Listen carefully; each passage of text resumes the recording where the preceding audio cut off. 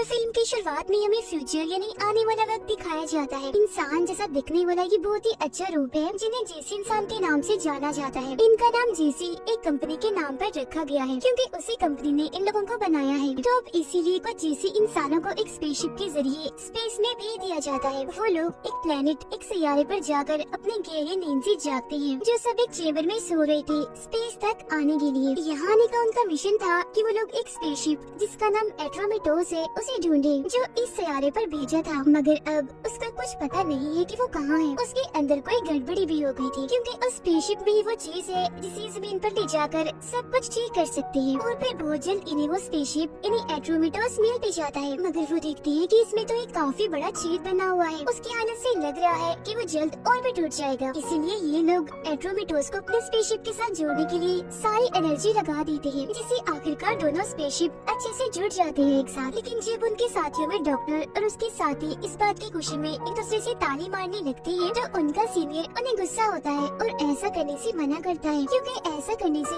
उनकी जेसी सिस्टम में खराबी हो सकती है। इसके बाद वो लोग जेसी कंपनी के मैनेजर से राब्ता करते हैं और बताते हैं कि हमें एट्रोमेटोस मिल गया है और अब हम उसका कंप्यूटर भी चला पा रहे हैं। लेकिन हाँ, अब से पहले इस कंप्यूटर को 3 माह पहले चलाया गया था, जिसके बाद तो वहाँ से कोई खबर नहीं आई, न ही कोई वहाँ से जवाब दे रहा है। इस वजह से हमारा मानना है कि एट्रोमेटोस के सारे लोग मारे गए हैं। जिस पर मैनेजर कहता है कि अगर तुम एट्रोमेटोस को बचाने के लिए अगर कोई मिशन करना चाहते हो तो अपना वक्त ही बर्बाद कर रहे हो। तुम बस ऐसा करो, एट्रोमेटोस पर रखा सारा जरूरी सामान ले लो और बस वापस अपनी स्पेसशिप में आ जाओ। और जो सामान तुम्हें बचाकर लाना है वो एक केमिकल का बॉक्स है, यानी जिसकी मदद से हम जमीन के माहौल को ठीक कर सकते हैं। तुम्हें तब तक वहाँ रहना होगा जब तक तुम उसे हासिल न कर लो। इसे लेने में तुम्हें 2 साल भी लग सकते हैं। अब हम देखते हैं इनकी एक साथी को जिसका नाम आयरिस है, जो अपने कंप्यूटर पर एट्रोमेटोस की सारी जानकारी निकाल रही होती है। एक वीडियो में एट्रोमेटोस का कैप्टन कहता है, शुक्र है आखिरकार 3 रुकावटों के बाद हम यहाँ से निकल रहे हैं। मगर फिर दूसरी वीडियो में कैप्टन कहती है कि हर गुजरते घंटे के साथ यहाँ के हालात खराब होते जा रहे हैं, सब लोग अजीब हो गए हैं, बगावत पर उतर आए हैं। ये देखकर उनका सीनियर कहता है, क्या है ये आम इंसान भी हमेशा कोई न कोई गड़बड़ी कर देते हैं, फिर आखिर में हम जैसी लोगों को ही सब ठीक करना पड़ता है। अब अचानक से उन्हें एट्रोमेटोस से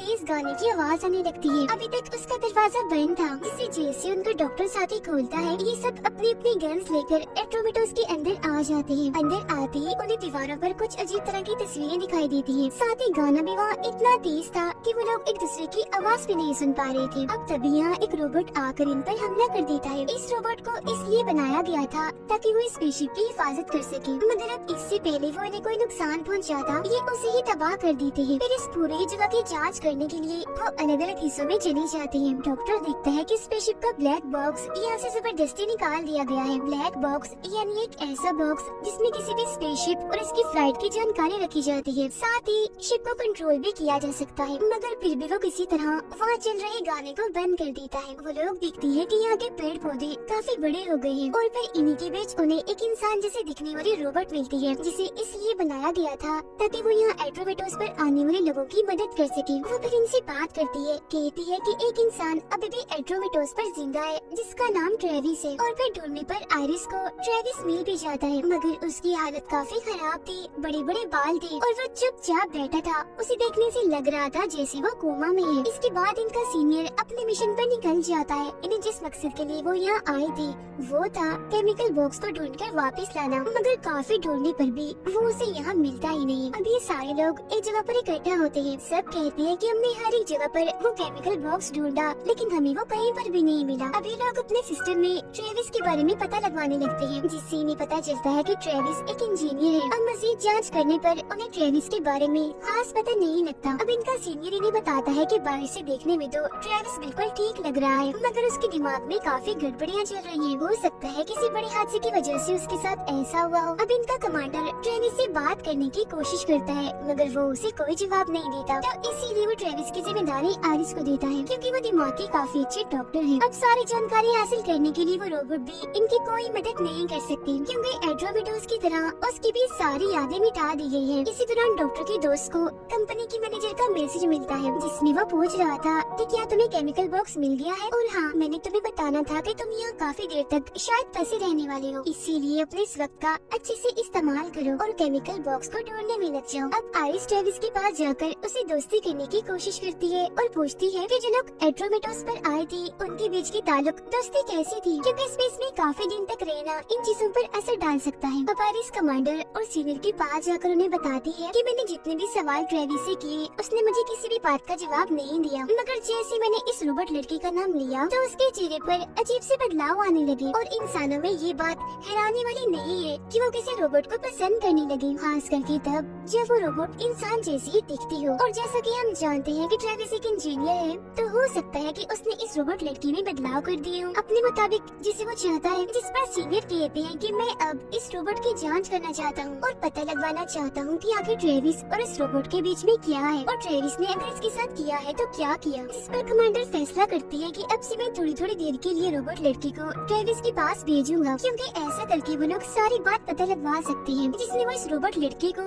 चारी की तरह इस्तेमाल करेंगे। अब कुछ देर के बाद पूरे स्पेसशिप की बिजली चली जाती है और इन्हें पता चलता है कि ट्रेविस तो यहाँ से भाग गया है और शायद वो अपने साथ एक गन भी ले गया है, क्योंकि वहाँ पे रखी गन गायब थी। अब गन लेकर आयरिस ट्रेविस को ढूंढने जाती है। वो उसे मिल तो जाता है, मगर वो देखती है कि ट्रेविस ने मुझ पर ही गन तानी हुई है, इसीलिए वो प्यार प्यार से ट्रेविस से बात करने की कोशिश करती है। वो जैसे उसे काबू करने वाली होती है कि तभी यहाँ कमांडर आ जाते हैं गन लेकर। फिर आखिर ट्रेविस की गन नीचे कर देता है, जिसके बाद ट्रेविस को दोबारा से बंदी बना लिया जाता है। आयरिस कमांडर से कहती है कि जब मैं अपना काम कर रही थी तो तुम बीच में क्यों आए? तुम्हें मुझ पर, मेरे काम पर, मेरे तरीके पर शक है क्या? कमांडर बोलता है कि तुम ज्यादा अपना दिमाग मत लगाओ और सिर्फ मिशन के मुताबिक ही काम करो, ठीक है ना? उधर जब डॉक्टर और उसकी दोस्त साथ में थी तो डॉक्टर की दोस्त बड़ी ही अजीब चीज करती है। वो अपनी जैकेट उतारते हुए बोलती है कि यहाँ एसी के बगैर कितनी गर्मी है ना। अब उसका ऐसा बर्ताव देखकर डॉक्टर को काफी अजीब लगता है, क्योंकि वो एक जीसी इंसान है, इसीलिए उसे ऐसा कुछ महसूस नहीं होना चाहिए। अब कुछ देर के बाद इनका पूरा सिस्टम ठीक हो जाता है, जहाँ तभी फिर कंपनी के मैनेजर का मैसेज आता है, जिसमें वो कहता है कि तुम्हारा सबसे जरूरी मिशन उस केमिकल बॉक्स को कैसे भी करके ढूंढ कर लाना है, क्योंकि बाकी सारी चीजें तो बात की बात है। आयरिस एक बार फिर दीवार पर बनी पेंटिंग्स और तस्वीरें देखती है और दोबारा से ट्रेविस के पास जाती है। वो इस बार उससे उन पेंटिंग्स और तस्वीरों की ही बात करती है, जिसके बाद वो रोबोट लड़की को दोबारा से ट्रेविस के पास भेजती है। खुद वो एक दूसरी जगह पर आकर एक छोटी सी कैमरा के जरिए उन दोनों को देख रही थी। वो देखती है कि ट्रेविस रोबोट के कान में मैंड्रिन जुबान में कुछ कह रहा है। अब आयरिस अपने सीनियर से बात करने जाती है, जहाँ वो कहता है मुझे याद नहीं आ रहा मैं यहाँ क्यों आया था, और ये काफी अजीब है क्योंकि मैं जिसे कभी नहीं भूलता। अब सीनियर को मैंड्रिन जुबान आती थी, इसीलिए वो उसके पास आई थी। वो फिर सीनियर को ट्रेविस की कही बात सुनाती है, मगर क्योंकि ट्रेविस काफी हल्का बोल रहा था इसीलिए फिलहाल तो उसे कुछ भी समझ नहीं आती। इसीलिए वो कहता है कि अभी तो मैं इसे समझ नहीं पा रहा, तुम ऐसा करो ये रिकॉर्डिंग मुझे दे दो, मैं इसे बाद में सुनकर अच्छे से समझ लूंगा। जिसके बाद दोबारा से आयरिस ट्रेविस और रोबोट पर नजर रखने के लिए पहुंच जाती है। वो फिर देखती है कि मेरा हाथ कांप रहा है, तो इसीलिए किसी की भी नजर में आने से पहले वो अपने हाथ को काबू कर लेती है। अब कुछ देर के बाद जब रोबोट बाहर आती है तो आयरिस उससे पूछती है कि ट्रेविस ने तुम्हारे कान में क्या कहा था। इसके जवाब में रोबोट कहती है कि उसने कहा था कि हम बेशक एक नहीं हो सकते, मगर तुम मेरे दिमाग में हमेशा हो। और अब जब ये बात सीनियर को पता चलती है तो वो समझ जाता है कि ये बात गलत है, क्योंकि अब तक रिकॉर्डिंग वो भी सुन चुका था और समझ गया था कि रोबोट किसी वजह से झूठ बोल रही है। मगर एक रोबोट ऐसा कैसे कर सकती है, क्योंकि रोबोट तो झूठ बोलते ही नहीं है। अभी सब लोग आपस में बात कर रही होती है कि आखिर कैसे हम ट्रेविस से अपने सवालों के जवाब हासिल करें। सीनियर उसे मारपीट करके जवाब लेने का मशवरा देता है, मगर कमांडर और डॉक्टर ऐसा करने से मना कर देते हैं, क्योंकि वो ऐसा कोई तरीका नहीं अपनाएंगे जिसमें वो ट्रेविस को मारे पीटे। अब डॉक्टर के साथ ही बोलती है कि मेरे बाथरूम में कोई खराबी हो गई है, तो डॉक्टर उसे ठीक करने के लिए चला जाता है। वो जब खराबी ठीक कर देता है तो उसकी दोस्त उसे गले से लगा लेती है और अपने साथ रुकने का बोलती है। उधर आयरिस अभी भी ट्रेविस पर नजर रखी हुई थी और इस पर ट्रेविस बोलता भी है, मगर रशियन जुबान में। अब इससे पहले कि उसकी बोली हुई बात को कंप्यूटर समझ पाता, एड्रोमेटोस हिलने लगता है। जहाँ तभी उन्हें पता चलता है कि एक जगह का दरवाजा खुला हुआ है, इसीलिए इनके स्पेसशिप में बाहर की सारी हवा आ रही है। कमांडर देखता है कि डॉक्टर अपनी दोस्त के कमरे से बाहर आ रहा है, मगर फिलहाल के लिए वो इस बात को नजरअंदाज करके आने वाली मुसीबत पर ध्यान देता है। उन्हें कुछ समझ नहीं आ रही होती कि ये दरवाजा किसने खोला, और वो भी सामान वाले कमरे का, क्योंकि वो तो हमेशा ही काफी मजबूती से बंद रहता है। दरवाजा बंद करने डॉक्टर रस्सी पहन के बाहर जाता है और रस्सी को कमांडर ने पकड़ा हुआ था। वो दरवाजा तो बंद कर देता है, मगर डॉक्टर की दोस्त रोने लगती है, क्योंकि उसे लग रहा था कि शायद मेरा दोस्त मुसीबत में है। अब कमांडर तो सही सलामत आ जाता है, मगर हवा के प्रेशर से डॉक्टर बेहोश हो जाता है। इसीलिए सीनियर उसे चेक करने, उसकी जांच करने अपने साथ ले जाता है। वो फिर बताता है कि मेरे हिसाब से ये बिल्कुल ठीक है, इसे बस थोड़े आराम की जरूरत है, फिर ये अपनी नॉर्मल हालत में आ जाएगा। इसके बाद कमांडर डॉक्टर के दोस्त को डांटने लगता है क्योंकि जब वो उसको बाथरूम ठीक करने गया था तो उसने डॉक्टर को गले से लगा लिया था। वो कहता है कि तुम्हें ये बात अच्छे से याद रखनी चाहिए कि हम आम इंसान नहीं है, बल्कि हम जैसे इंसान हैं। दोस्ती करना, करीब आना, ये सब हमारे लिए नहीं बना, थोड़ा ख्याल रखो तुम। आयरिस अब सीनियर से पूछती है कि क्या कोई रोबोट झूठ बोल सकता है, जिस पर सीनियर कहती है कि हाँ, रोबोट झूठ बोल सकते हैं अगर उन्हें किसी बात का झूठा जवाब देने के लिए प्रोग्राम किया जाए तो। वैसे अपनी मर्जी से वो कोई झूठ नहीं बोल सकते। और हाँ, मैंने उस रोबोट लड़की की जांच की थी, मगर मुझे तो उसमें से कोई भी ऐसी प्रोग्रामिंग नहीं मिली। अब आयरिस दोबारा से अपने सिस्टम पर आ जाती है ताकि ट्रेविस की रशियन जुबान में कही हुई बात को समझ सके, मगर तभी यहाँ डॉक्टर की दोस्त आ जाती है और बताती है कि ट्रेविस ने ये जो रशियन जुबान में कहा है ये तो किताब में लिखी गई बात है। हमें जिंदा देकर ये ट्रेविस पता नहीं क्या सोच रहा है, कुछ समझ नहीं आए। ये सुनकर आयरिस फौरन ट्रेविस के पास जाती है और उसे बिजली का झटका लगाती है। कहती है कि मुझे लगता है तुम बिल्कुल ठीक हो, बस बीमार होने का ड्रामा कर रही हो। अब की बार इस बात का जवाब ट्रेविस फ्रेंच जुबान में देता है, जो आयरिस समझ भी जाती है क्योंकि उसे भी थोड़ी बहुत फ्रेंच जुबान आती थी। इस बार उसने दोबारा से किसी किताब का जिक्र ही किया था। डॉक्टर की दोस्त ने एट्रोमेटोस का वो सिस्टम ठीक कर लिया होता है जिससे वो राब्ता कर सकती थी, मगर उसे दोबारा से वही वीडियो आ जाती है जो पहले भी आई थी। असल में ये सारी पुरानी रिकॉर्डिंग्स है जो हर 2 घंटे के बाद आ रही है। कमांडर उसे कहते हैं कि तुम लगातार जमीन पर मैसेज भेजती रहो जब तक कि कोई जवाब नहीं आ जाता। ये देखकर वो रोने लगती है, जिस पर कमांडर उसे दोबारा से डांटता है कि तुम क्या कर रही हो, जैसे होकर रो रही हो। अब इसी वक्त डॉक्टर भी यहाँ आ जाता है, जिसे देख उसकी दोस्त गले से लग जाती है। अब उनको ऐसे देखकर कमांडर दोबारा से उन्हें डांटता है, कहता है कि ये सब तुम दोनों की वजह से हुआ है। अगर उस दिन तुम दोनों साथ में ना होती तो तुम्हें पता चल जाता कि सामान वाले कमरे का दरवाजा खुला हुआ है और हमें ये सब ना देखना पड़ता। तो इसीलिए चिपकना बंद करो और दूर रहो एक दूसरे से, क्योंकि तुम दोनों की गलती की वजह से ही हम सब मरने वाले थे। वो फिर डॉक्टर की दोस्त को कहता है कि तुम तो सबसे पहले काम करो, तुम जाओ सीनियर के पास अपनी जांच करवाने कि आखिर तुम इतनी जज्बाती क्यों हो रही हो। वो डॉक्टर को फिर बताता है कि लाख कोशिश के बाद भी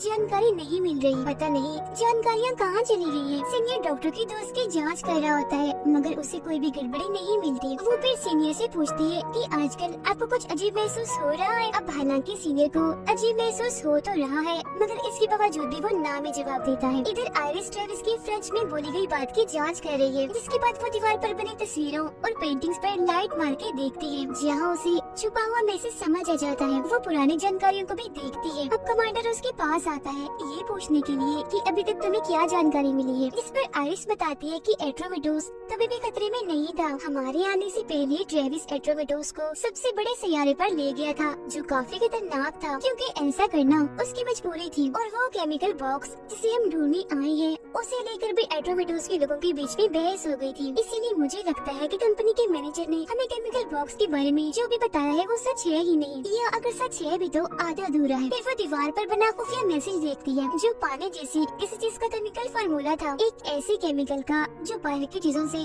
बड़ी आसानी से जुड़ जाता है। दूसरी तरफ पानी की ड्राइंग बनी हुई थी, जिसे देखकर आयरिस बताती है कि तुम्हें याद है ट्रेविस ने मुझ पर गन तानी थी, तो दरअसल उसने मुझ पर नहीं बल्कि मेरे पीछे रखी पानी की फिल्टर मशीन पर तानी थी। खैर जो भी है, मैं इस नतीजे पर पहुंची हूँ कि जो भी केमिकल है बहुत खतरनाक है और पानी से इसका कोई ताल्लुक है जो हम जैसे लोगों और इंसानों के लिए खतरा है। इस पर कमांडर कहते हैं कि या तो इन सब का कोई सबूत लेकर आओ या फिर ट्रेविस का मुंह खुलवाकर उससे जानकारी लो। वो फिर दोबारा से ट्रेविस के पास जाती है और कहती है कि मुझे सब बता दो। इस पर दोबारा से वो किताबों की बातें करने लगता है और ये भी कि उस केमिकल बॉक्स की वजह से सबके सब मारे जाएंगे। साथ ही वो जोर से हंसने भी लगता है, जिस वजह से आयरिस को इतना गुस्सा आ जाता है कि वो यहाँ से चली ही जाती है। इस दौरान आयरिस और सीनियर दोनों के साथ ही अजीब होता है। आयरिस का हाथ कांप रहा था तो सीनियर बातें बोल रहा था। अब डॉक्टर कमांडर को बताता है कि अगर केमिकल बॉक्स को स्पेस में छोड़ा होगा तो वो बड़े प्लेनेट की जमीन पर जाके गिर गया होगा, मगर टूटा भी नहीं होगा, क्योंकि उस बॉक्स को खास तरह से बनाया हुआ था और जानकारी के बगैर उस बॉक्स को तोड़ना बहुत ही मुश्किल होगा। इसीलिए वो अभी भी वही सही सलामत हो सकता है। अब सारे हालात को देखते हुए कमांडर ये मंजूरी दे ही देता है कि कैसे भी करके ट्रेविस से जानकारी निकलवाओ, चाहे तो फिर उसे मारना ही क्यों न पड़े। फिर आयरिस ट्रेविस के पास आकर पूछती है कि जल्दी बता दो केमिकल बॉक्स कहाँ है, वरना सीनियर तुम्हें बहुत बुरी तरह से मारेगा और लहूलुहान कर देगा। अब पहले तो वो कोई जवाब नहीं देता,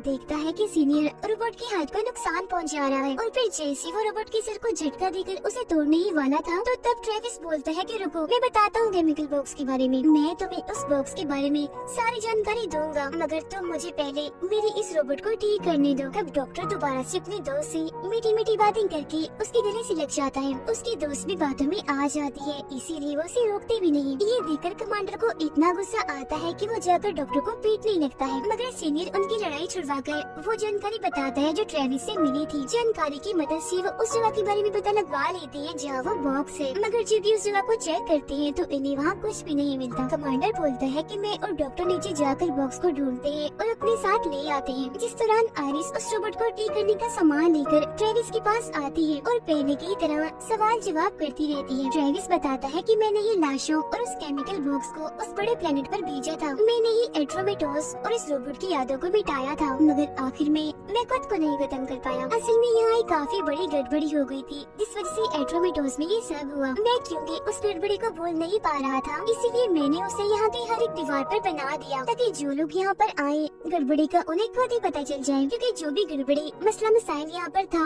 वो जुबान से बताया नहीं जा सकता। असल में जब उस केमिकल बॉक्स को अंदर शिप में लाया जा रहा था तो किसी के कपड़ों के साथ लगकर वो केमिकल भी अंदर आ गया और पानी में मिक्स हो गया, जिस वजह से यहाँ का सारा पानी खतरनाक जहरीला जानलेवा हो गया। और यही वजह है कि इतनी तेजी से लोग मारे गए। हालांकि मैंने इस बारे में जमीन पर मैसेज भी भेजा था, यानी कि केमिकल की वजह से पानी खतरनाक हो गया है और लोग मर रहे हैं, मगर मैनेजर ने बड़ी आसानी से हल्के से मुँह से ही कह दिया कि तुम्हारे पास पानी को फिल्टर करने वाली मशीन है, तुम उसके जरिए पानी को ठीक कर लो, मतलब कि पानी के अंदर से केमिकल को निकाल दो। जिसका मतलब साफ था कि मैनेजर इस बारे में पहले से ही जानता था। आगे वो बताता है कि हमारे लोग दो ग्रुप्स में बैठ गए थे। अब वो लोग जो जान गए थे कि ये केमिकल कितना खतरनाक है, इसी जमीन पर नहीं ले जाना, उन्हें मैनेजर के साथियों ने मार दिया और सिर्फ मैं जिंदा इसलिए बच गया क्योंकि मैं किसी की तरफ नहीं था, मगर फिर बचे हुए लोगों को भी कोई मारता जा रहा था। अब जिस लैब में जीसी इंसानों को बनाया गया था, यानी उस कंपनी की, वो इंसानों को खत्म करना चाहती है। यही वजह थी कि मैनेजर इस बॉक्स को बार बार जमीन पर क्यों मंगवा रहा है, क्योंकि इसके जरिए वो पूरी इंसानियत का खात्मा करना चाहता है। वो लोग इंसानों को इसीलिए मारना चाहते हैं ताकि इंसान के खून से जेसी इंसान को पहले जैसा ठीक किया जा सके, मतलब जो बदलाव जेसी में आते हैं वो ठीक हो सके। ये सारी बातें सुनकर जैसी आइरिस वहाँ से जाती है तो ट्रेविस अपने रोबोट को ठीक करने में लग जाता है। अब डॉक्टर के दोस्त के पास मैनेजर का मैसेज आता है जो कहता है कि ये मेरा आखिरी मैसेज है। आगे वो कहता है कि मुझे पता चल रहा है कि तुम लोग अजीबोगरीब से महसूस कर रहे हो क्योंकि तुम्हारे डीएनए अब बदल रही है जिन्हें ठीक भी नहीं किया जा सकता। और हाँ, ट्रेविस ने बिल्कुल ठीक बताया है कि इंसानों को मारा जा रहा है, इसीलिए क्योंकि तुम भी ठीक नहीं हो सकते तो थोड़ी देर में तुम पागल हो जाओगे। इसके बाद वो आपस में बैठकर बात कर रहे होते हैं कि क्या किया जाए, जिस पर सीनियर कहते हैं कि हम ऐसा करते हैं, ट्रेविस के खून से खुद को ठीक कर लेते हैं क्योंकि वो भी तो एक इंसान ही है ना, मगर एक मुसीबत है, ऐसा करने से ट्रेविस ही मारा जाएगा। ये सुनकर आइरिस कहती है कि कुछ भी करने से पहले हमें कमांडर और डॉक्टर के वापस आने का इंतजार करना चाहिए, जो नीचे गई है केमिकल बॉक्स को ढूंढने के लिए। अब कुछ देर के बाद जब वो वापस आती है तो आपस में बैठकर ये बातचीत करने लगते हैं कि अपने अपनी जान बचाने के लिए क्या किया जाए, और फिर आखिर में वो इस बात पर राजी हो ही जाते हैं कि अब ट्रेविस का खून निकाल कर खुद को ठीक कर लेंगे, क्योंकि एक इंसान की जान बचाने के लिए वो 5 नहीं मर सकते। इसीलिए सीनियर ट्रेविस का खून लेने के लिए चला जाता है। अब तभी उन्हें ट्रेविस की बताई बात से पता चलता है कि एट्रोमेटोस पर बाद में जितने भी लोग मारे गए थे उन्हें और किसी ने नहीं बल्कि इस रोबोट ने ही मारा था। एक इसी वक्त रोबोट जाग जाती है और सीनियर पर हमला करके उसका गला पकड़ लेती है। फिर जैसे सब लोग अपने गर्ल्स लेकर वहाँ पहुँचते हैं तो सीनियर को बेहोश पड़ा देखते हैं, जबकि वो रोबोट तो ट्रेविस को अपने साथ लेकर भाग चुकी थी। अब तभी इन्हें कोई आवाज सुनाई देती है, इसे डॉक्टर चेक करने जाता है, मगर जब वो वापस आता है तो ये देखकर काफी हैरान और दुखी हो जाता है कि उसके प्यारे दोस्त को उस रोबोट ने मार दिया है। अब इस बात से उसे इतना गुस्सा आ गया था कि आइरिस के मना करने के बावजूद भी वो अकेला ही रोबोट को ढूंढने के लिए चला जाता है। वो फिर उसे सामान वाले कमरे में मिल भी जाती है, मगर जहाँ वो पहले मासूम सी थी, चुपचाप सी थी, अब वो इतनी तेज हो गई थी कि काफी खतरनाक लड़ने लगती है। हालांकि डॉक्टर उसका मुकाबला करता है, उसे मारता है, मगर वो उस पर भारी पड़ के उसे काफी मारती है और आखिरकार उसकी जान ही ले लेती है। अब आइरिस को ट्रेविस पीछे से ढूंढ लेता है और गन से उसको बेहोश कर देता है। अब तभी इधर कमांडर आकर ट्रेविस पर भी हमला कर देता है। अब जब रोबोट यहाँ आती है तो वो समझती है कि आइरिस बेहोश पड़ी है, इसीलिए उसके पास से गुजरती है, मगर असल में तो ये बस इसे फंसाने का जाल था। कमांडर ने तो दरअसल ट्रेविस को पकड़ा हुआ था ताकि वो रोबोट को कंट्रोल कर सके। जिसके बाद कमांडर और आइरिस स्पेसशिप के बिजली वाले हिस्से पर हमला करती है। ऐसा करने से रोबोट पर बिजली गिरती है और वो टूटकर गिरने लगती है। अब बाद में कमांडर ट्रेविस को मारने का सोचता है क्योंकि उसने ये रोबोट में बदलाव किए थे, जिस पर वो कहता है कि नहीं, मैंने ऐसा कुछ नहीं किया। अब तभी इधर आयरिस अपना फैसला बदल लेती है। वो ट्रेविस की बजाय कमांडर को ही मार डालती है। आयरिस भी बताती है कि 98% जैसे लोगों में ये गड़बड़ी आई है, बचे हुए 2% लोगों में मैं भी हूँ। जब भी तो मेरे अंदर कोई बदलाव नहीं आया। और आयरिस ने ट्रेविस को जिंदा इसलिए छोड़ा था क्योंकि रोबोट में बदलाव उसने नहीं किए थे। वो शुरू से ये जानना चाह रही थी कि आखिर उसने बदलाव किसने किए थे और वो झूठ कैसे बोल पा रही थी। इसीलिए वो इस बारे में ट्रेविस से पूछती है, जिस पर वो बताता है कि असल में वो रोबोट चाहती थी कि वो और मैं एक जैसे होकर एक दूसरे के करीब आ सके, इसीलिए उसने खुद नहीं अपने अंदर बदलाव किए थे। मगर मैं ये नहीं जानता था कि वो इतनी खतरनाक हो जाएगी और उसकी प्रोग्रामिंग भी बदल जाएगी। इन सब सवालों का जवाब पाने के लिए हमें जमीन पर जाना होगा। अब आयरिस ट्रेविस को एक छोटे स्पेसशिप के जरिए जमीन पर भेजती है। यहाँ पर जो भी हुआ वो सब बताने के लिए भी कहती है, क्योंकि खुद वो यही रुककर अपनी जान लेना चाहती है, खुद को खत्म करना चाहती है। वो कहती है कि मैं इसी लायक हूँ क्योंकि एक बार बचपन में गुस्से की वजह से मैंने किसी को मार दिया था। अब जैसे ट्रेविस यहाँ से दूर जाता है, वो इस स्पेसशिप को बड़े प्लेनेट पर गिराकर तबाह कर लेती है ताकि वो सारी मुसीबतों से छुटकारा पा सके और बाकी लोग भी केमिकल के खतरे से आजाद हो जाएं। और इसी के साथ ये कहानी इधर ही खत्म हो जाती है।